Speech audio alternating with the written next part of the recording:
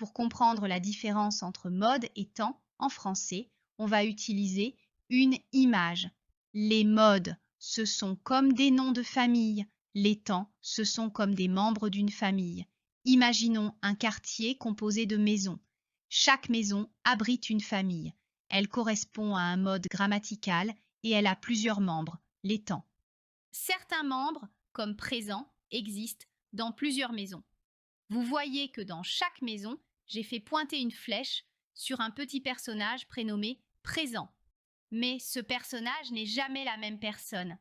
Pour éviter toute confusion, on doit toujours préciser l'appartenance de chaque personnage en donnant son nom complet, présent de l'indicatif, présent du subjonctif, présent de l'impératif.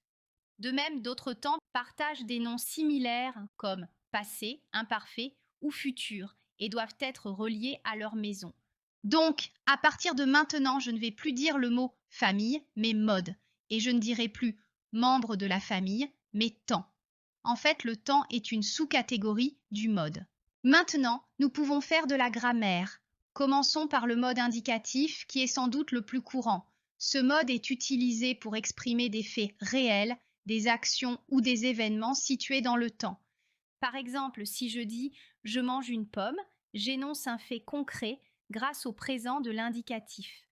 L'indicatif est le mode que nous utilisons dans la majorité de nos conversations et récit car il ancre l'action dans la réalité.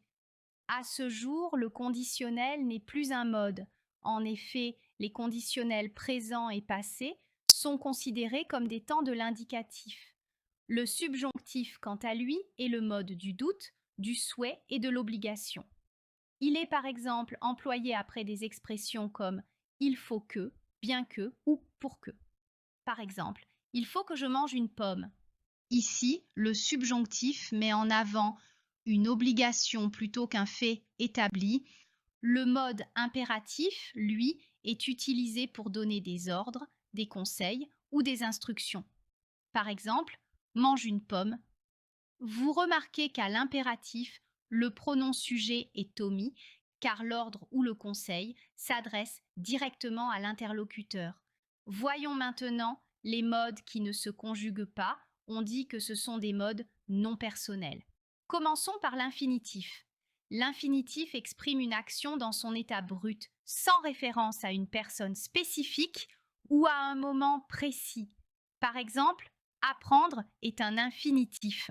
Lorsqu'on conjugue un verbe à toutes les personnes, on commence par indiquer son infinitif en haut de la colonne. Enfin, intéressons-nous aux formes non conjuguées que sont le participe et le gérondif. Prenons un exemple de participe servant à former des temps composés.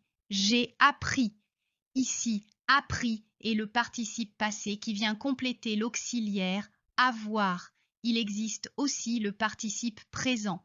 Quant au gérondif, il indique une action simultanée à l'action principale. Par exemple, en apprenant, je progresse.